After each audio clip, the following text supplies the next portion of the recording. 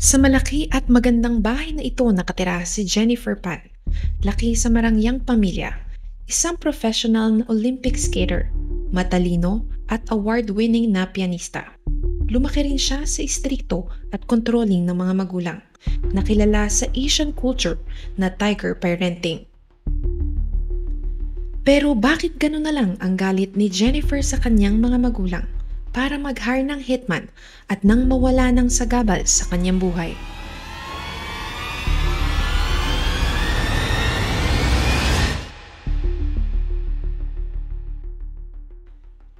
Si Jennifer Pan ay anak ng mag-asawang si Han Pan at Big Pan. Nagmula sila sa bansang Vietnam at nag-migrate sa Canada para maghanap ng mas magandang buhay. Merong isang kapatid na lalaki si Jennifer na si Felix Pan. Pareho silang lumaki sa mataas na expectations ng mga magulang. Si Jennifer ay isang professional Olympic figure skater, award-winning na pianista at matalinong estudyante. Ganun rin ang kapatid niyang si Felix na kumukuha sa kursong Mechanical Engineering sa McMaster University. Kung ilalarawan si Jennifer ay mabait at matalinong anak na sumusunod sa gusto ng mga magulang. Namumuhay sila sa marangyang buhay na nakatira sa magandang lugar at malaking bahay. Pero bakit sukdulan na lamang ang galit niya sa kanyang mga magulang? Gabi ng November 8, 2010, tumawag si Jennifer sa 911. Nagpapanik at takot na takot dahil merong nanloob sa bahay nila. Humihingi siya ng tulong at sinabi niyang nakatali pa rin siya sa may hagdanan at ang kanyang mga magulang ay dinala sa basement na hindi niya alam kung buhay pa sa mga putok na narinig niya.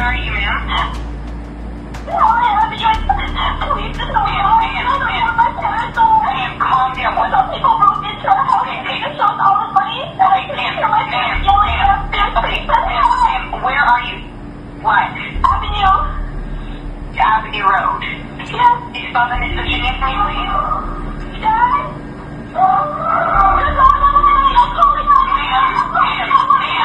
Hello? Hello? Yes? Ma'am, I need to know your address. Avenue Road, can you please tell us? Yes, Howard Avenue. My dad just went outside screaming. Ma'am, can you stop? Napakagaling na umakto ni Jennifer at inakala niyang patay na nga sa mga tama ng baril ang kanyang mga magulang. Pero habang kausap ni Jennifer ang 911 operator ay biglang nagsisigaw ang kanyang ama na si Han Pan na humihingi ng tulong.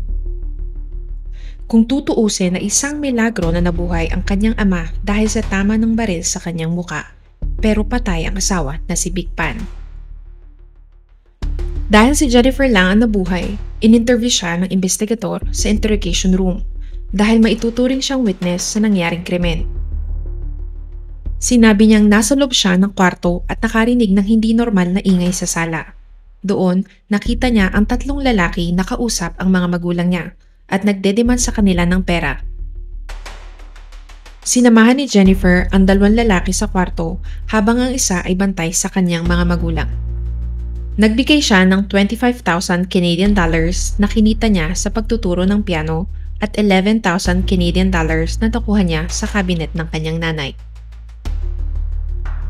Pagkatapos makuha ang pera ay itinali siya sa may hagdanan at dinala ang kanyang mga magulang sa basement. Nakikiusap pa raw ang kanyang nanay na isama siya sa baba pero hindi pumayag ang mga magnanakaw. At doon, narinig na lamang niya ang sunod-sunod na putok ng baril. Nagtataka ang mga pulis kung bakit hindi pinatay si Jennifer at itinali lamang at paano niyang nagawang tumawag sa 911 kung nakatali ang kanyang mga kamay. Kung pagnanakaw ang motibo ay hindi nawala ang mga luxury cars na Mercedes at Lexus sa loob ng bahay nila. Ganun rin ang mga credit cards at mga nakaharang pera. Nakakutob ang mga pulis. Pinag-aralan nila ang mga galaw at inalam ang relasyon ni Jennifer bilang isang anak ng pamilya Pan. Sa libing ng kanyang nanay na si Vic, kasama niya rito ang kapatid na si Felix na nagluluksa. Napansin ng mga pulis na parang wala lang kay Jennifer ang pagkamatay at walang luha ang pumapatak rito. Wala roon ang kanilang ama dahil naka-induced coma pa rin ito sa ospital at hindi pa rin nagigising dahil sa mga tama ng baril. Sa pag-iimbestiga ng mga pulis, nalaman nila na si Jennifer ay kilalang sinungaling na anak bata pa lamang. Ginagawa niya ito dahil napaka-istrikto at controlling ng kanyang mga magulang na kilala sa Asian culture na tiger parenting. Mataas na expectation sa mga anak at kailangan sumunod sa palakad nila or tough love. Nadiskubre kung makailan ay nalaman ng mga magulang na hindi talaga nakagraduate ng high school si Jennifer at gumawa lang ito ng fake diploma. Dinaya niya ang mga bagsak na marka at binago ng matataas.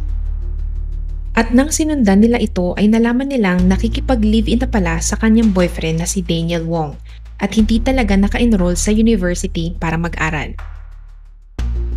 Pero ang matinding ikinagalit ni Jennifer ay pinagbawalan siyang makipagkita kay Daniel.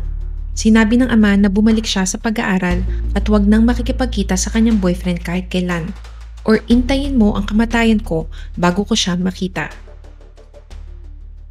Kaya naman, hindi na nakapaghintay si Jennifer at nag-hire ng mga hitman. Kasabwat niya rito ang kanyang boyfriend na si Daniel. Dahil isa siyang drug dealer, meron siyang contact number sa mga hitman na nakilala niya sa pagbebenta ng mga drugs. Naisip nila na maganda itong ideya dahil kung mamamatay ang kanyang mga magulang ay makakakuha siya ng 500,000 Canadian dollars o mahigit 20 million pesos sa panahon ngayon. Magbibigay ang insurance sa mga naulila at makakapagsama na muli sila ng walang sagabal. Matatandaan na nagbigay ng unang salaysay si Jennifer sa mga pulis. Makakalusot na sana siya sa ginawang mga kasinungalingan. Nang isang araw, ang ama ay nagising sa induced coma sa ICU. Tumistiko ang ama sa korte at sinabing nag-uusap ang mga hitman kung paano sila babarilin or kung tatalian sila o lalagyan ng tape. Bago sila barilin ay tumangging magpalagay ng blanket ang kanyang asawa sa ulo. At nang nagising siya ay ginigising niya ang asawa niya pero hindi na ito gumagalaw. Kaya tumakbo siya papalabas ng bahay at sumisigaw sa mga kapitbahay na tumawag sa 911. Nakita rin niyang bumubulong si Jennifer sa isa sa mga hitman na nagbabantay sa kanya. Nawari mo'y matagal na silang magkakilala. Bumuhos naman ang luha ni Jennifer sa korte habang isinasalaysay ng ama ang kanyang panig sa pangyayari. Binago ni Jennifer ang kanyang kwento sa ikalawang pagkakataon pero hindi naniwala ang korte sa kanya. Samantalang sinabi ng boyfriend na si Daniel na si Jennifer talaga ang may kagustuhang mapatay ang kanyang mga magulang. Arestado ang tatlong hitman kasama si Jennifer at Daniel sa sustensyang habang buhay na pagkakabilanggo at makakapag-apply lamang ng parol after 25 years, kapareho ng sistensya sa 4 pang mga kasamahan. Bago dalhin si Jennifer sa kulungan ay nagsalita ang kanyang ama na sana maisip niya ang kanyang ginawa sa pamilya at maging mabuti at tapat na tao balang araw.